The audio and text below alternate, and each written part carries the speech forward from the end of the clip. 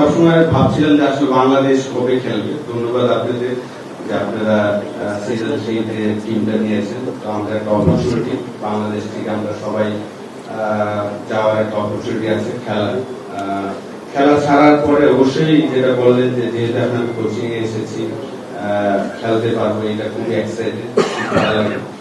আমাদের দেশে হয়তো বা হয় না, কিন্তু অন্য দেশে কিন্তু সবাই কোচিং লাইনে থাকলেও তারা কিন্তু অফ ডেতে খেলতে পারে। ওদের ওই এতগুলো প্রচুর গ্রাউন্ড থাকে, অপশন থাকে খেলা, কিন্তু আমাদের এখানে অপশনটা নাই।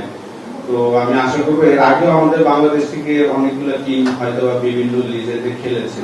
তো এবার হয়তো আমরা আশা করবো যে ভালো একটা টিম নিয়ে যেন আমরা যেতে পারি।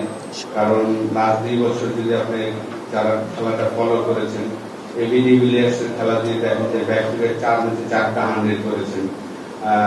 তো আমার মনে হয় যে আমাদের এখানে কম্পিটিশন করতে হলে আমাদেরও ভালো একটা প্রিপারেশন নিতে হবে সবাই যাওয়ার জন্য, খেলার জন্য না। আমি মনে করি যে আমরা যত তাড়াতাড়ি আশা করবো আপনার টিমটা সিলেক্ট করে সবাই মিলে যদি আমরা ট্রেনিং করতে পারি, কারণ প্রপার যেন আমরা ওখানে যে কম্পিটিশনটা করতে পারি, এটাই আশা থাকবে। ব্যাটিং অর্ডারের কথা চিন্তা করি, প্রবাবলি করবো, যদি অবশ্যই টিমের যদি প্রয়োজন হয় অবশ্যই করবো, যেটা আমাদের টিমের দরকার, টিম যেটার জন্য যেটা করার প্রয়োজন সেটাই করবো। I think that has been me, so that's how I play. আর একটা কথা না বলেই নয়, অ্যাকচুয়ালি এই টুর্নামেন্ট খেলার স্টোরিটা শুরু হয়, if I'm not wrong, last year আমি যখন ইংল্যান্ডে কমিউনিটি একটা টুর্নামেন্ট খেলতে যাই, তো আই মেট উইথ ইউনুস ভাই, ইজাজ ভাই, এবং আমি তাদেরই টিমে খেলেছিলাম। তো ওখানে ড্রেসিং রুমে আমরা কথা বলছিলাম যে এরকম ওয়ার্ল্ড চ্যাম্পিয়ন্স লিগে আমাদের যদি একটা বাংলাদেশ চ্যাম্পিয়ন্স টিম থাকতো তো খুব ভালো হতো।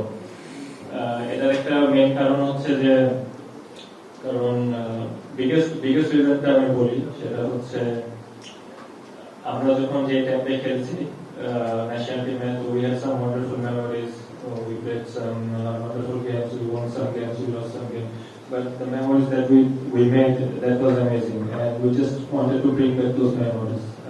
এটাই হচ্ছে মেইন মোটিভ ছিল।